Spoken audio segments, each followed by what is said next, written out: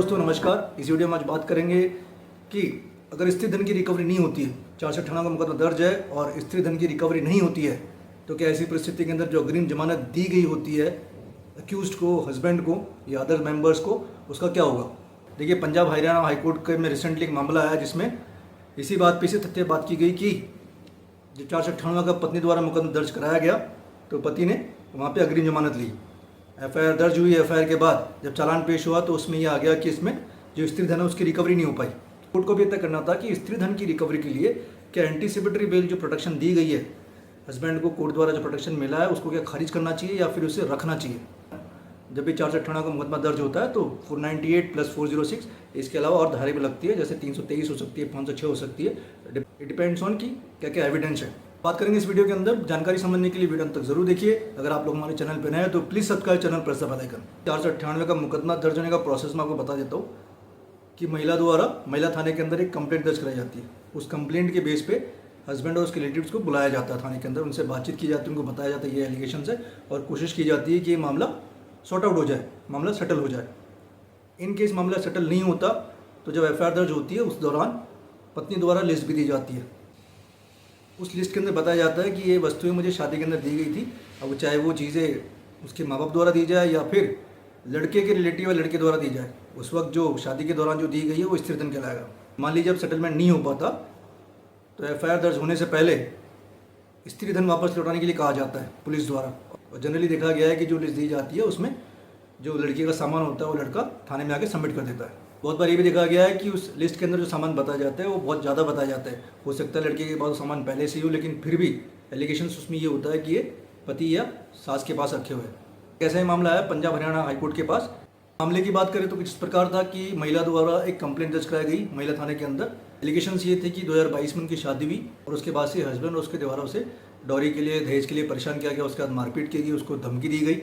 जैसे एफआईआर दर्ज हुई तो पति ने एंटीसिपेटरी बेल के लिए याचिका लगाई, वो कोर्ट ने स्वीकार कर ली। अब इसके बाद में पति पत्नी के बीच सुलह कराने की कोशिश करी गई, लेकिन वो हुआ नहीं। फाइनली मामला कोर्ट में पहुंचा। कोर्ट के अंदर जो सरकारी वकील है उन्होंने कहा कि पति को कस्टडी में लेने की आवश्यकता नहीं है और जो स्त्री धन है वो लौटाया नहीं गया। अब हाईकोर्ट के इस मामले में देखना है कि स्त्री धन अगर बरामद नहीं हुआ तो ऐसी परिस्थिति के अंदर जो पति को अग्रिम जमानत दी गई है उसको क्या खारिज करना है क्या।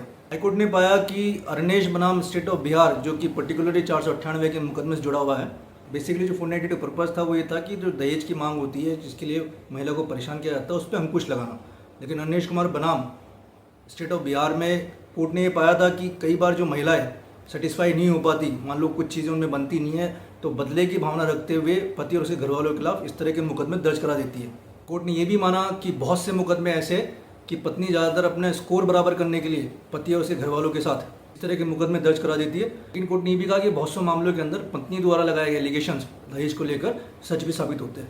इसी मामले में हाईकोर्ट ने महत्वपूर्ण टिप्पणी की। कोर्ट ने कहा 498 के जो मुकदमे हैं ऐसे मामलों में अग्रिम जमानत के अधिकांश मामलों में मुख्य विवाद दहेज के सामान स्त्री धन की वसूली के इर्द गिर्द घूमता है तथा ऐसे विवादों का मूल्यांकन तराजू पर नहीं किया जा सकता। तो ये बहुत इंपॉर्टेंट स्टेटमेंट है।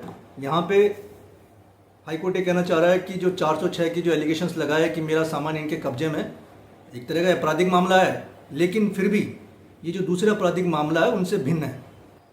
और कोर्ट ने साफ साफ कहा कि अग्रिम जमानत को कंसिडर करते वक्त जो उनके कब्जे में है पत्नी के एलिगेशंस के हिसाब से उसके अंदर इंटरफेयर नहीं कर सकता। ये ट्रायल कोर्ट का काम है तो उसका निपटारा वहीं होना आवश्यक है।